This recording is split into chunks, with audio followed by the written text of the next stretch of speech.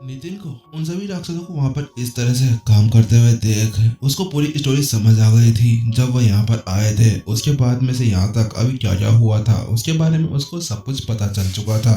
2 दिन पहले जब वो यहाँ पर आए थे तब वो सभी अभी उस सील को सही करने के अंदर लगे हुए थे। उनके हिसाब से वह सारी एनर्जी उसको तोड़ने के लिए तैयार थी। और जब नितिन ने उन सब से पूछा था वहां पर कैसे ये सब स्टार्ट हुआ और क्या वहां पर उन्होंने राक्षस देखे थे, तो वहां पर हेड दिलीप और हेड आदर्श ने बताया था कि यहाँ पर कुछ समय पहले कुछ राक्षस घूमते हुए मिले थे।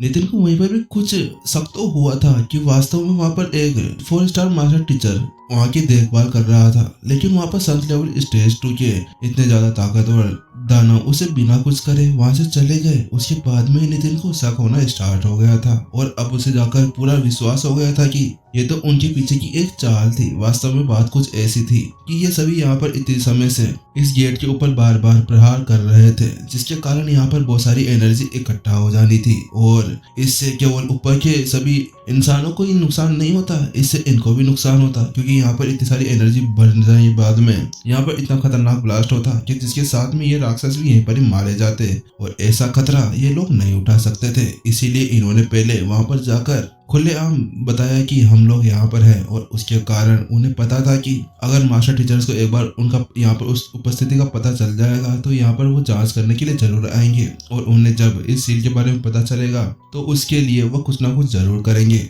और क्योंकि इसी साथ में नितिन ने पहले ही उस सील को पूरी तरह से सही कर दिया था और उसके अंदर से एक मार्क बाहर एनर्जी को निकालने के लिए बना दिया था, तो उसके साथ में इनका ये काम तो हो ही गया था और इससे उनकी भी मदद हो गई थी। नितिन मन ही मन में सोचने लगा, वास्तव में इन सभी ने चाल तो बहुत अच्छी चली है, यहाँ पर सही मास्टर टीचर्स को बेवकूफ बना दिया गया है। वास्तव में किसने सोचा होगा कि आखिरकार ये उन राक्षसों की एक चाल थी। और रही बात इन सभी के अंदर आने की, जब यहाँ पर 2 साल पहले मास्टर टीचर अकेडमी के पुराने प्रिंसिपल आए थे तब उनके साथ में इनके कुछ साथी भी यहाँ पर आए होंगे और इनके पास में कुछ ऐसी आर्टिफैक्ट होंगे जिसके साथ में ये अपने आप को दूसरों से मिलाने के लिए तैयार रहते होंगे या फिर अपनी बात को उन तक पहुंचाने में कामयाब हो गए होंगे, जिसके साथ में उनके पास में इसके आसपास की जानकारी होगी। और रही बात पिछली बार जो मास्टर टीचर्स यहाँ पर आए थे वो पहले यहाँ पर घुस पाने में इसलिए कामयाब हो गए थे क्योंकि यहाँ पर ये सारी स्थिति उत्पन्न नहीं हुई थी और यहाँ पर पहले एक गेट हुआ होगा, लेकिन इनके इतने सारे अटैक करने के बाद में वह फॉर्मेशन थोड़ी बहुत खराब हो गई होगी। इसी वजह से इस बार हम सभी को यहाँ पर अंदर आने के लिए वो सब कुछ करना पड़ रहा है। उन सभी बातों को ध्यान में रखते हुए नितिन को अचानक से कुछ याद आता है। नितिन, तेरे को भी वहां पर जाकर अब वो फॉर्मेशन लगानी होगी क्योंकि इनको यहाँ पर ऐसा करने से रोकना होगा, क्योंकि वास्तव में अगर ये एक बार प्राचीन डोमेन के अंदर चले गए तो इंसानों के ऊपर और भी खतरा आ सकता है। और नितिन वहां पर जो कुछ भी हो रहा था उसको पूरी तरह समझ चुका था, इसीलिए वहां पर उसका रहने का भी कोई मतलब नहीं था। इसीलिए वह जल्दी से अपने क्लोन की तरफ बढ़ता है और उससे कहता है, ठीक है, अब हम लोगों का यहाँ से जाने का वक्त हो गया है। इसी के साथ में वह दोनों अब गोल्डन ओरिजिन खड़ाई की तरफ बढ़ने लगते हैं। गोल्डन ओरिजिन खड़ाई के पास में जाते जाते नितिन मन ही मन में खुश हो रहा था, क्योंकि वास्तव में उसे अपने क्लोन के ऊपर कोई भरोसा नहीं था, क्योंकि वह हमेशा से तबाही मचाता रहता था। लेकिन इस बार वह उसकी बात मान रहा था और जैसा वह कह रहा था उसके हिसाब से चल रहा था। इसीलिए नितिन ने अच्छी सी मुस्कान के साथ में वापस से गोल्डन ओरिजिन कढ़ाई के पास में चला गया और उसको अभी वापस बाहर भी जाना था, क्योंकि वह 4 घंटे से यहाँ पर रहा था और उसे ऐसा लग रहा था कि वहाँ पर बाहर खड़े हुए सभी अब उसके बारे में चिंतित होने लगे होंगे। और वैसे भी नितिन ने अब यहाँ पर सफलताएं प्राप्त कर ली थी और उसकी ताकत अब बहुत ज्यादा बढ़ भी चुकी थी। हुश, और वापस से वह अपनी बॉडी के अंदर घुस जाता है और अपने क्लोन को वापस से एंट्राइक्यून के नेक्स्ट के अंदर घुसा देता है और उसके बाद में वह वापस से बाहर निकल आता है। जैसे ही वह वापस से लावा से बाहर निकलता है उसको देखकर सभी खुश हो जाते हैं, क्योंकि वाकई में उन सभी को नितिन की बहुत ज्यादा चिंता होने लगी थी। और नितिन को अपने सामने बिल्कुल ठीक ठाक देखकर उन सभी के चेहरे के ऊपर एक बड़ी सी मुस्कान आ गई। नितिन एक बड़ी सी मुस्कान के साथ में अपने सभी साथियों के पास में जाता है और उनसे कहता है, मेरा काम खत्म हो गया है, मैंने नीचे का सब कुछ स्कैन कर लिया है और अब हम सभी लोग वहां पर जाने के लिए रेडी हैं। इसी के साथ में वो जल्दी से गोल्डन ओरिजिन कढ़ाई की तरफ मुड़ता है और उससे कहता है, ठीक है डिंग डिंग, अब तुम्हारी बारी है, अब तुम जल्दी से बड़ी हो जाओ और आप सभी अब डिंग डिंग के अंदर बैठ जाइए। नितिन का आदेश सुनते ही अब डिंग डिंग जल्दी से 20 मीटर तक चौड़ी हो गई और अब उसके अंदर सभी आराम से बैठ सकते थे। अब इसी के साथ में वह सभी गोल्डन ओरिजिन कढ़ाई की तरफ बढ़ने लगे और अब वह सभी गोल्डन ओरिजिन कढ़ाई के अंदर बैठ चुके थे। लेकिन नितिन जैसे पीछे पलटता है तो वह देखता है कि प्रत्युषा अभी भी उसके पास में खड़ी थी। नितिन ने प्रत्युषा से कहा, प्रत्युषा अब आपको भी उसके अंदर चले जाना चाहिए क्योंकि बाहर रहना आपके लिए सुरक्षित नहीं है।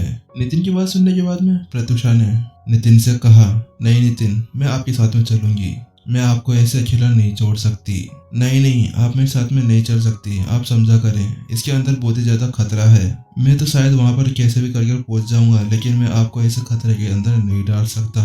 और क्योंकि गोल्डन ओरिजिन कढ़ाई के अंदर अगर थोड़ी सी भी कोई प्रॉब्लम होती है तो वह उसकी गर्मी को सहन कर लेगी, लेकिन हम सभी लोग उसकी गर्मी को सहन नहीं कर पाएंगे। इसीलिए आप उस गोल्डन ओरिजिन कढ़ाई के अंदर जाकर बैठ जाइए। नितिन का इतना मनाने के बाद में भी प्रत्युषा ने अपना मुंह बनाते हुए कहा, नहीं, मैंने कह दिया ना, मैं आपके साथ में चलने वाली हूँ तो मैं आपके साथ में चलूंगी और आप मेरे बारे में चिंता ना करें। मेरे पास में मेरे लिए कुछ और टेक्निक्स भी हैं, इसीलिए आपको ये सब कुछ सोचने की कोई जरूरत नहीं है। ये देखते हुए कि अब प्रत्युषा उसकी बिल्कुल भी बात नहीं मान रही, नितिन ने एक हल्की सी मुस्कान के साथ में कहा, ठीक है, अगर आप ऐसा ही चाहती हैं तो आप मेरे साथ में चलिएगा, लेकिन आप मेरे पास में रहेंगे क्योंकि मैं आपको बिल्कुल भी खतरे के अंदर नहीं डाल सकता। इतना कहने के बाद में नितिन जल्दी से अब हवा के अंदर चला जाता है और वह डिंगडिंग से कहता है, डिंगडिंग तुम सुनो, जैसे ही मैं तुम्हें इशारा करूं तुम जल्दी से लावा के अंदर कूद जाना और मेरी बिल्कुल भी प्रतीक्षा मत करना, भरोसा रखो, मैं तुम सभी के पीछे पीछे आ जाऊंगा। उसके बाद में डिंगडिंग ने अपना ढक्कन बंद कर लिया और सभी को अपने अंदर सुरक्षित कर लिया। उसके बाद में नितिन ने अपनी स्टोरी रिंग के अंदर से 100 से ज्यादा अधिक फॉर्मेशन फ्लैग्स बाहर निकाल लिए और अब वह अपनी आई ऑफ इनसाइट को एक्टिवेट करते हुए उस लावा की ओर देखने लगा, क्योंकि पहले ही 8 मिनट बीत चुके थे और वह उसका ही वेट कर रहा था कि कब अब लावा फिर से सक्रिय होगा। कुछ ही पलों के अंदर अब लावा के अंदर से गड़गड़ाने की आवाज शुरू होने लगी और नितिन अब गौर से उसको देखने लगा। जैसे ही उसे पता चला कि अब वह टाइम आ गया है तो उसने जल्दी से अपने हाथ हिलाए और सभी फॉर्मेशन फ्लैग्स को अपनी जगह पर उड़ा दिया। फुश, और एक ही पल के अंदर सारे फॉर्मेशन फ्लैग्स अपनी अपनी जगह पर लग चुके थे सक्रिय, और नितिन ने अपनी लात आसमान के अंदर ही चला दी और उसकी वेव से वह फॉर्मेशन फ्लैग्स एक ही बार के अंदर मजबूती से एक्टिवेट हो गए। अब वहां पर एक बड़ी सी विशाल गोल फॉर्मेशन लग चुकी थी। वह फॉर्मेशन एक फॉर्मेशन प्लेट की तरह थी, उसके अंदर कई सारी कलाकृतियां उभरी हुई थी। वह फॉर्मेशन उन फॉर्मेशन से अलग थी जो फॉर्मेशंस आज तक डिफेंस के लिए यूज हुआ करती थी। इस बार ये गार्डियन फॉर्मेशन थी। इसका यूज करते हुए किसी की भी एनर्जी को वापस से उसी के ऊपर दुगनी ताकत के साथ में फेंका जा सकता था। उसी पल अब वह लावा का ऊर्जा ब्लास्ट भी अब बाहर निकल आया था और वह अब फॉर्मेशन की तरफ बढ़ने लगा था। सभी के दिल धक धक होने लगे थे। उस कढ़ाई के अंदर बैठे हुए सभी ने अपनी अपनी आध्यात्मिक बौद्ध को एक्टिवेट कर लिया था, जिसके साथ में वो कढ़ाई के बाहर भी आराम से देख सकते थे। बूम, और उसी के साथ में वो सारी एनर्जी अब उस सील के अंदर इकट्ठा होने लगी थी और अब थोड़ी देर के अंदर वो सील पूरी तरह से चार्ज हो गई थी।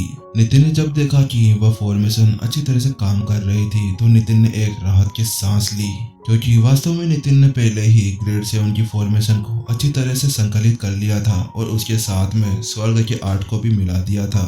इसीलिए उसकी ताकत पहले से ही बढ़ चुकी थी और इस वक्त वह ग्रेड 7 से ग्रेड 8 तक की फॉर्मेशन बन चुकी थी। वहीं दूसरी ओर कढ़ाई के अंदर बैठे हुए सभी मास्टर टीचर्स अचंभित रह गए। वास्तव में प्रिंसिपल नितिन तो फॉर्मेशंस के अंदर भी बहुत ज्यादा अच्छे हैं। वहीं दूसरी तरफ फॉर्मेशन मास्टर जफर भी अपनी आंखें खोले हुए उसी को महसूस कर रहे थे। वह मन ही मन में सोच रहे थे, वास्तव में यह तो अच्छा हुआ कि मैंने प्रिंसिपल नितिन से नहीं कहा कि मैं यहाँ पर रहकर इस फॉर्मेशन का आकलन करूंगा, क्योंकि उन्हें भी पक्का विश्वास हो गया था उस फॉर्मेशन को देखने के बाद में कि वह भी इसे इतनी अच्छी तरह से कंट्रोल नहीं कर सकते थे जिस तरह से नितिन अभी कर रहा था। क्योंकि वास्तव में अगर वह वहां पर जाकर उस फॉर्मेशन को कंट्रोल करने लगते और उसकी जिद करते तो ऐसा हो सकता था कि वहां पर ही उन सब की समाधि बन जाती।